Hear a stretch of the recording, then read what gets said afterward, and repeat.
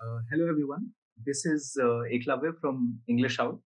and today we are going to be talking about जो passage reading का aspect है CLAT 2022 का, उसमें भी स्पेसिफिकली जैसे आप स्क्रीन पे देख पा रहे हैं कि we are going to be speaking about की रीडिंग ऑफ द न्यूज़पेपर, ये तीन सब्जेक्ट्स के लिए, meaning GK, English and logical reasoning, जो आपका क्रिटिकल रीजनिंग फॉर्म करता है। इसमें जो एक और सब्जेक्ट जो रह गया है mainly is the legal aspect, क्योंकि हमको लगा that legal required a more detailed analysis, तो we will be doing that in the other following videos. इसमें जो तीन एस्पेक्ट हैं, GK, English and logical reasoning, किस हिसाब से हमको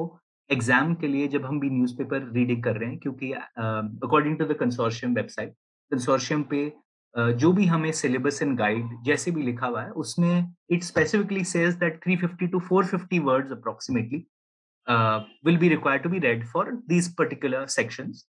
इंग्लिश, लॉजिकल रीजनिंग, जीके में भी पैसेज बेस्ड ही क्वेश्चंस आ रहे हैं, जैसे आप आई एम श्योर आप लोग ऑलरेडी पहले से अवेयर होंगे इस बारे में। तो हम ये डिस्कस करने वाले हैं आज के प्रेजेंटेशन में, और आज की जो हमारी वीडियो है इसमें हम ये डिस्कस कर रहे हैं कि जो mainly general newspaper such as Hindu, Indian Express, Times of India, out of which passages are generally picked up. These are not only the only limited sources which the consortium relies on. However, अभी जैसे जो legal discussion की हम बात करें, legal जो इसमें नहीं है, उसमें बहुत बार आपने देखा होगा कि the subject which is being discussed वो क्लियरली किसी न्यूज़पेपर आर्टिकल से ना होते हुए कोई एक्सर्प्ट होगा फ्रॉम सम लीगल ब्लॉग या समथिंग फॉर दैट मैटर। इसके लिए source is not always there. However,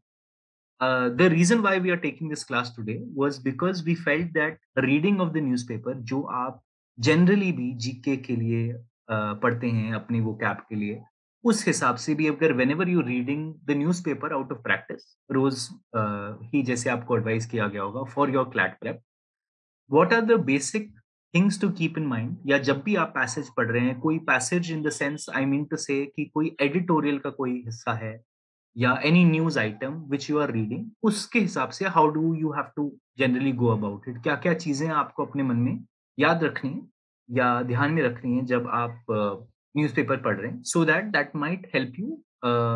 gate into the habit of reading the passage and what all points आप पिक अप कर सकते हैं जब आप पढ़ें। तो साथ-साथ थोड़ी चीज़ें अगर आप अपने आप को पहले से थोड़ा ट्रेन कर लेंगे, कोई भी पैसेज पढ़ते टाइम, कोई एडिटोरियल कोई पढ़ते अ, टाइम, तो आपको थोड़ा ये ध्यान में रहेगा कि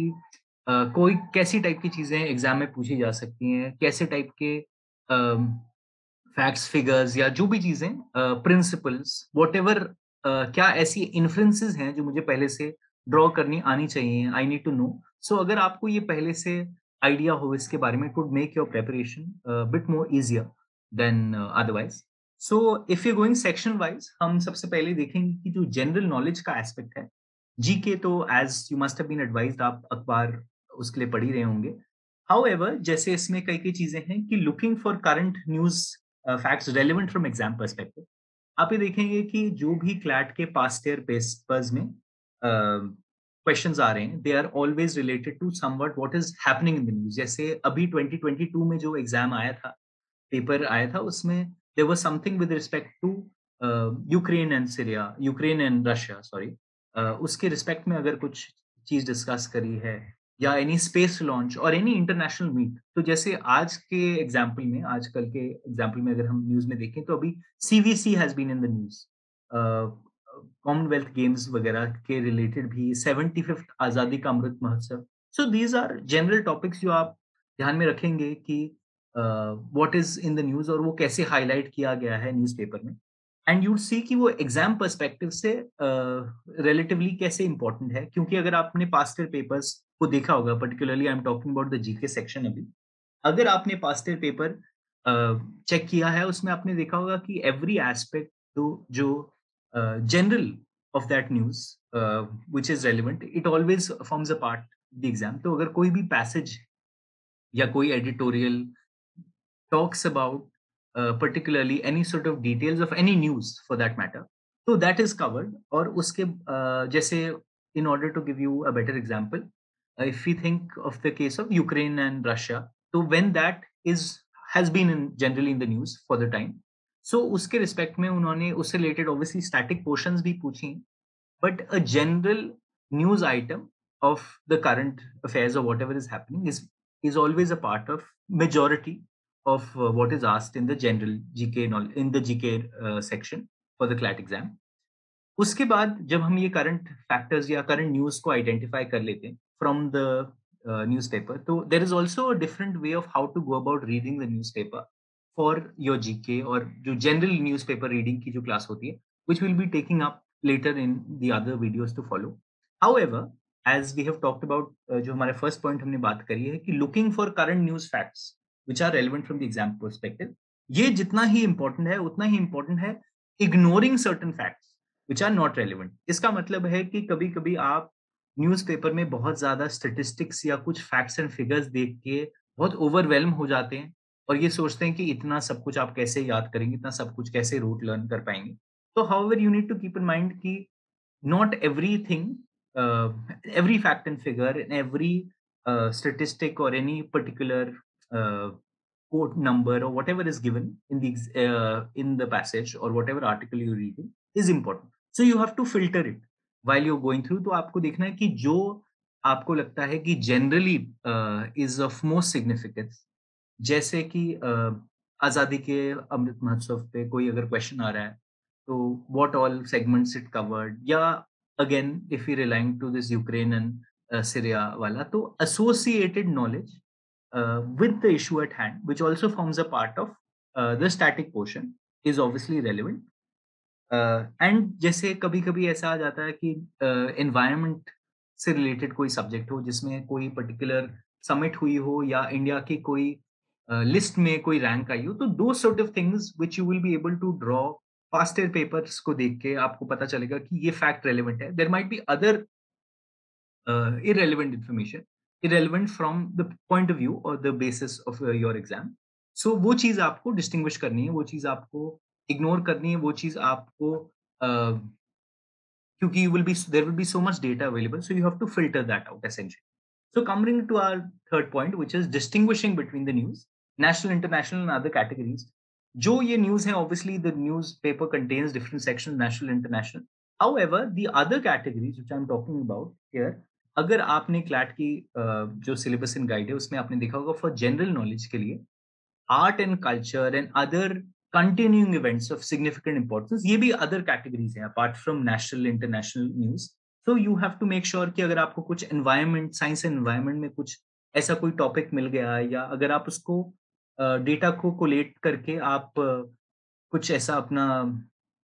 अपने कोई नोटबुक वगैरह में कुछ रिकॉर्ड रख रहे हैं, तो एटलीस्ट आपको ये पता होगा कि हर एक कैटेगरी में कौन-सी न्यूज़ फिट आती है. सो ये हम इसलिए कर रहे हैं सो दैट आपकी तैयारी जब आप जीके के लिए पढ़ रहे हैं न्यूज़पेपर, तो आपको लगे कि कम से कम थोड़ी इट इज़ मोर होलिस्टिक. तो इट इज़ नॉट ओनली कि आपने सिर्फ नेशनल और इंटरनेशनल न्यूज़ ही कवर करी, आपने कोई आर्ट एंड कल्चर की न्यूज़ या कोई साइंस एंड एनवायरनमेंट से भी related. So you can break it down और उसको सेक्शनलाइज़ करके आप रिकॉर्ड कर सकते हैं. If you are just making a very small brief, you know, covering a brief outline of what is there in the news, if in case you're doing so, or even if you're not doing so, at least जब आप newspaper पढ़ रहे हैं तो कम से कम आप identify करें कि ये न्यूज़ आर्ट एंड कल्चर या साइंस एनवायरनमेंट से रेलेवेंट है. तो these sort of things are good for keeping continuously in practice so as to मतलब aid in your preparation. Coming to the next aspect is going issue wise. So going issue wise relevancy में like this means to say that something which is the least significant and least important should, you know, you not supposed to go through it at all. For example, जो political current political news होती है वो हमको पता है कि CLAT के exam में उससे कोई लेना देना नहीं है, या अ, जैसे पॉलिटिकल न्यूज़ इर्रेलेवेंट है और लेट्स से कि जो स्पोर्ट्स का एस्पेक्ट है, अगर हम CVC is a general aspect which is important, so that will be covered. However, कभी-कभी जो कोई स्मॉल इवेंट्स रेलेवेंट होते हैं, पॉलिटिकल डेवलपमेंट्स हो गए, या कोई डिफेंस की अगर कुछ कोई डील वगैरह हुई है which is not so relevant. However, it also depends on what scale it is being done. तो जो इश्यू है और जो न्यूज़ है, आपको उसको रेलेवेंसी पे उसको नाप-तोल करके ही आपको अखबार को न्यूज़पेपर रीडिंग करनी है, particularly for the GK aspect. Now जो इसका अदर इम्पोर्टेंट एस्पेक्ट है कि covering the GK, the static GK portion. अब static GK portion otherwise usually लोग कोई और स्टैटिक जीके की बुक साथ में पढ़ते हैं। However, based on the previous year papers, तो ये देखा गया है कि करंट न्यूज से ही related static news, generally whatever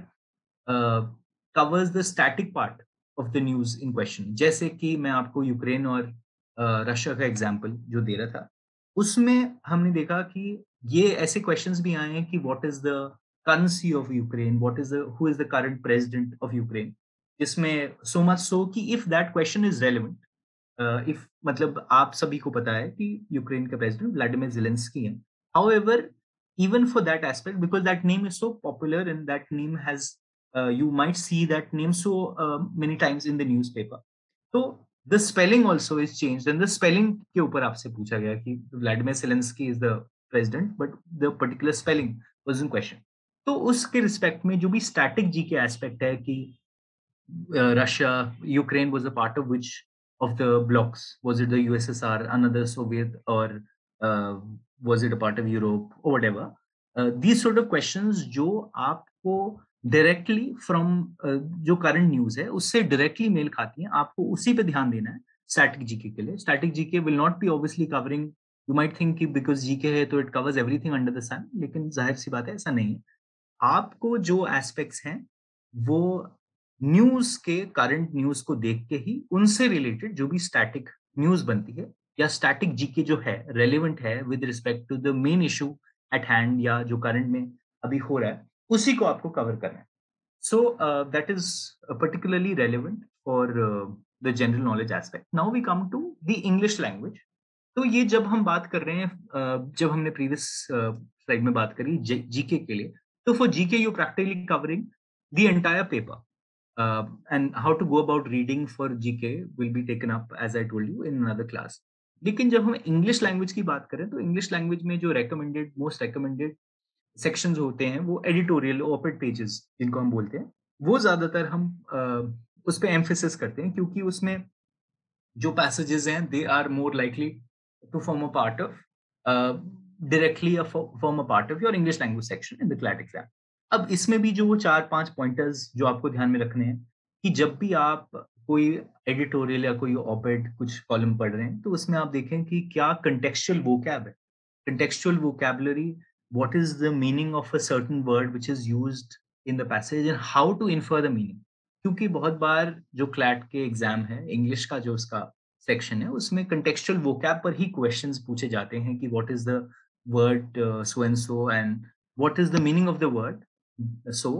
and so as used in the passage. So you have to infer and you have to be able to understand कि जो पैसेज है उसमें एक पर्टिकुलर वर्ड का क्या मीनिंग कैरी आउट करते हैं, क्या उसका मीनिंग है।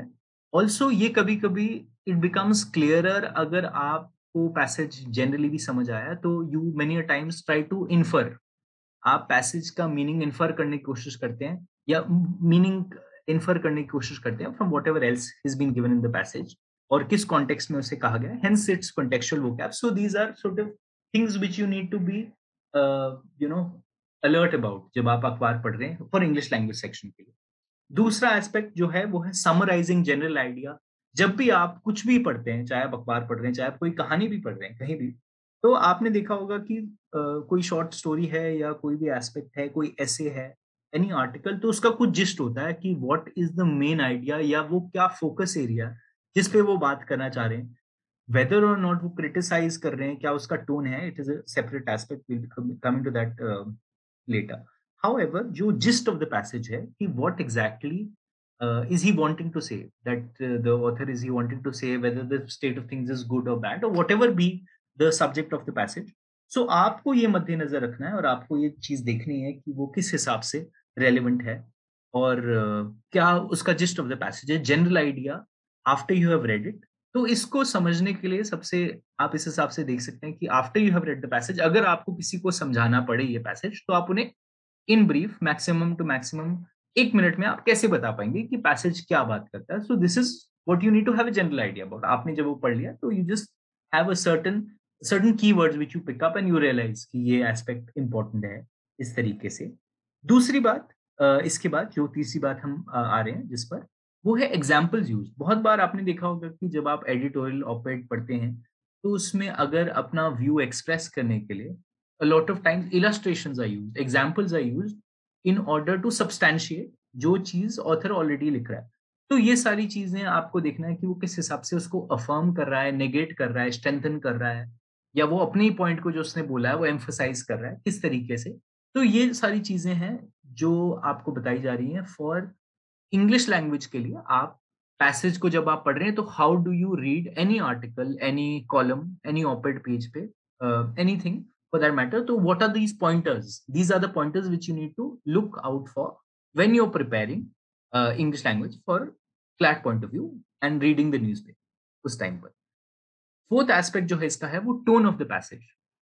फास्टर पेपर्स में आपने देखा होगा कि टोन ऑफ द पैसेज पर क्वेश्चंस यूजुअली हर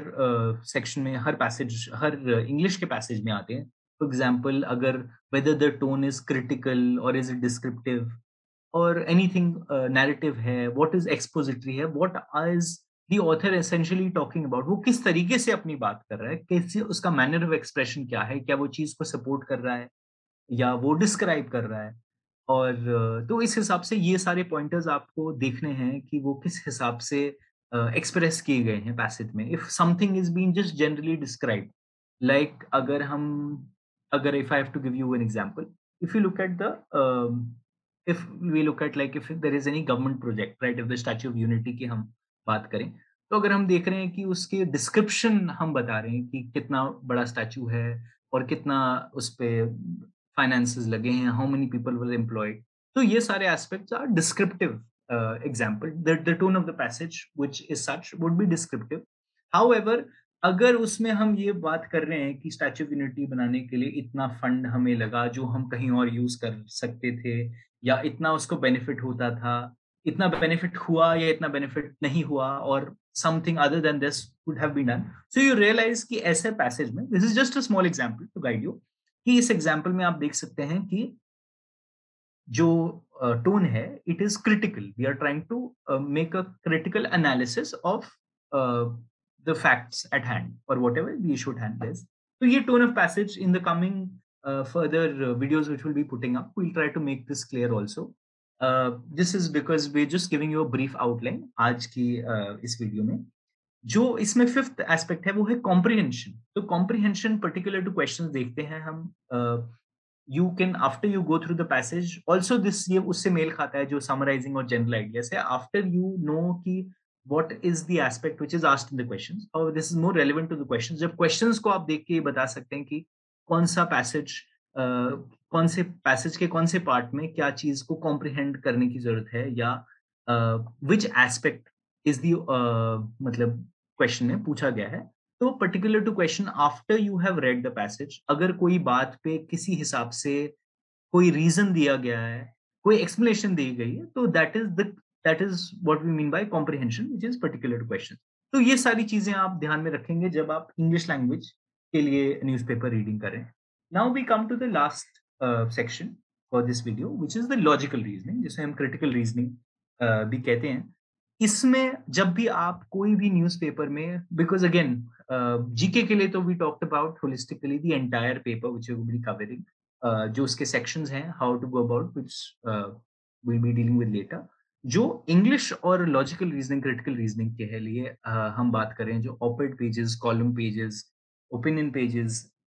एडिटोरियल्स की हम बात करें, तो व्हेनेवर वी गोइंग थ्रू और वी रीडिंग दैट न्यूज़पेपर में, so we need to keep this 6 pointers in mind. सबसे पहले तो मेन सब्जेक्ट या टॉपिक क्या डिस्कस किया जा रहा है। इज इट, जैसे एडिटोरियल वाले पेज में आप देखेंगे कि आरबीआई की कोई फिस्कल पॉलिसी है, उससे रिलेटेड कुछ आ रहा है, या गवर्नमेंट की कोई डिफेंस प्लान के लिए, if we have had any sort of tie up with another country, उसके रिस्पेक्ट में कोई मिशन स्ट्रैटेजिक प्लान आ रहा है, तो वो किस हिसाब से, अगर दैट इज बीइंग डिस्कस्ड, तो वो मेन सब्जेक्ट या वो टॉपिक डिस्कस के एम्बिट में आएगा। सेकेंडली, फिर हम आते हैं आइडेंटिफाइंग द ऑब्जेक्ट या पर्पस ऑफ द पैसेज। अगर वो ऑथर जिस हिसाब से पैसेज लग रहा है, आप ये सोच सकते हैं कि this might, you might confuse this with the tone of the passage in English, but the object और purpose of passage is why is it been written. What does the author want to say, और the जो जिन्होंने भी वो column article लिखा है, वो क्या कहना चाहते हैं, क्या हाइलाइट करना चाहते हैं। ये ब्लॉग या जो भी इन्होंने जहाँ से भी आप पैसेज को पढ़ रहे हैं या न्यूज़पेपर का जो आर्टिकल पढ़ रहे हैं, वो किस चीज़ को मद्देनज़र रखते हैं, वेदर इट इज़ क्रिटिसाइजिंग और whatever whatever on the factual main subject पे उनका क्या टेक है। So these are the things which you need to keep in mind. अब फैक्टर्स, रीज़न्स फॉर इश्यू में हम जब आते हैं कि ये दोनों जो पहले 2 टॉपिक्स हैं, पहले 2 पॉइंटर्स हैं, उनसे रिलेटेड है, बिकॉज़ सबसे पहले after you identify the main subject topic discussed, then you will see कि उसका पर्पस क्या है, क्या लिखने का, which you will get to know after you going through the passage. जब आपको पता चल जाएगा कि ऑब्जेक्ट या पर्पस क्या था पैसेज लिखने का, आप देखेंगे कि देयर आर सर्टेन फैक्टर्स या रीजंस जिसके कारण उन्होंने बताया कि ये इशू उठा है या इसको इस हिसाब से टैकल करना चाहिए, और व्हाटएवर इज रिलेटेड, जो भी उसके जिस हिसाब से वो अफर्म करता है, नेगेट करता है, क्या अजम्पशंस थी, क्या रीजनिंग है, which the person concludes probably like after you go through the entire article, so you would realize। तो ये सारी चीज़ें, third pointer is for factors और reasons as to why the article was written or whatever else, you know, to substantiate जो भी चीज़ लिखी गई है उसको substantiate वो किस हिसाब से कर रहा है, क्या उसके reasons दे रहे हैं। Fourth obviously follows from this is the assumptions and reasoning, any examples used कि आपने किसी चीज़ को emphasize किया illustrate करने के लिए, कोई चीज़ negate करने के लिए, कि अगर कोई surmise या कोई premise पे हम आते हैं, तो वो कैसे आ रहे हैं, हमने किस हिसाब से उसको strengthen किया है, weaken किया है। These are sort of things जो भी आपको ये पॉइंटर्स बता रहे हैं, obviously you will not see this written down in the form of clear points in the article, but having this idea with you beforehand, before you go about reading the paper, would make your studying, and this would obviously assist you जब आप अपने आप CLAT के paper की तैयारी करेंगे और अपने आप पैसेजेस सॉल्व करेंगे, when you move from the reading the editorials, the columns, the pages of the newspaper, wherever you're reading it, you're reading a hard copy or a soft copy or a blog for that matter, जब भी आप उसे shift करेंगे passage reading में और आपका reading इस हिसाब से रहा हो जैसे हिसाब से हम डिस्कस करें, तो it will definitely assist you answer करने में क्वेश्चंस, बिकॉज आपके जो की एरियाज हैं जो पूछे जा रहे हैं एग्जाम में, वो आपको आइडेंटिफाई करने में आसानी होगी, आपको जो आपका आंसरिंग द क्वेश्चंस होगा, you be well prepared beforehand if you have been training yourself to go about like that. अब जो हम आते हैं इसके फिफ्थ पॉइंट पर,